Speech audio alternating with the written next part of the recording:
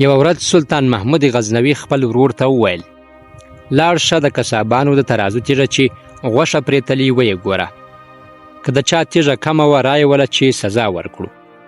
ورور یې ومنله. بازار ته روان شو. د اول کساب تیږه یې وکتله، ډیره کمه وه. له کسابه یې وپوښتل ژوند دې څنګه تیریږي؟ کساب وویل نن وي که سبا وابورې چې دا چاړه به مې په خپله سینه کې دننه کړې وي، له ژونده دومره تنګ یم. ورڅخه روان شو. د دویم کساب ډبره یې چې وکتله دغه هم تر خپلې اندازې یو څه کمه وه. پوښتنه یې وکړه ژوند دې څنګه تیریږي؟ قصاب په ژړا شو. ویې ویل کاشکې الله پاک بیخي نه وی پیدا کړی، ډیر خراب، ستړی، نارامه او بې عزته ژوند مې دی. ورڅخه روان شو. د دریم کساب ډبره یې چې وکتله وزن یې پوره و. له قصابه یې وپوښتل ژوند دې څنګه تیریږي؟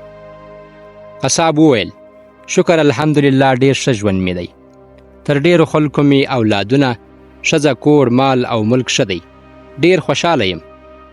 دی ورڅخه روان شو. کله چې سلطان محمود غزنوي ته ورسید سلطان ورته وویل د کسابانو ډبرې څنګه وې؟ ده ورته وویل د یو څو کسابانو ډبرې کمې وې. سلطان وویل نو ولې دې رانه ویستل چې سزا مې ورکړې وای؟ ورور یې وویل الله جل جلاله سزا ورکوله. د چا چې ډبره کمه وه ښه ژوند یې نه درلود، په غم کې اخته و، نارامه و او هیڅ رنګه خوشحالي یې په ژوند کې نه درلوده.